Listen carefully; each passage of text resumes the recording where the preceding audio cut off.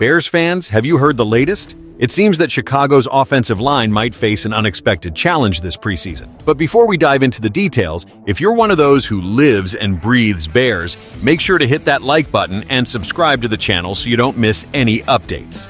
Now, back to the topic at hand. Our starting left tackle, Braxton Jones, is dealing with an ankle injury that required surgery at the end of last season. Coach Ben Johnson recently updated that. Although Jones is making progress, his full recovery is still uncertain. This raises a huge question mark about his availability for the start of the 2025 season.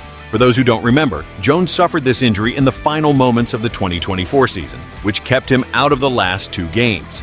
Since then, he has been working hard on rehabilitation. But an ankle injury, especially for an offensive lineman, is always complicated. With this uncertainty looming, the Bears management may be considering bolstering the left tackle position in the upcoming NFL draft. After all, protecting our quarterback Caleb Williams is an absolute priority. Speaking of Williams, after a promising rookie season, the expectation is that he will make an even bigger leap in 2025. But for that to happen, he needs a solid offensive line in front of him. The potential absence of Jones raises questions about the depth of our offensive line. While we have some internal options, like Matt Pryor and Jake Curran, both signed in the last offseason, their experience as starters is limited. This reinforces the idea that investing in a young and promising talent in the draft could be the way to go.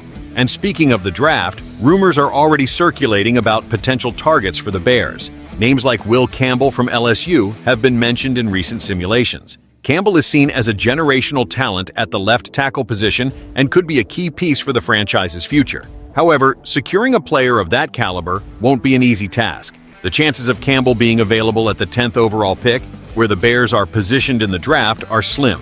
This means that a trade to move up in the draft may be necessary, which would involve giving up valuable assets. But considering the importance of protecting our young quarterback, it may be worth the investment.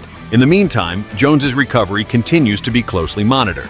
We all hope he can return to the field as soon as possible and in full form. But in the world of football, it's always wise to have a plan B. And you, Bears fan, what do you think about this situation? Should we heavily invest in a left tackle in the draft or rely on the current options on the roster? Leave your opinion in the comments.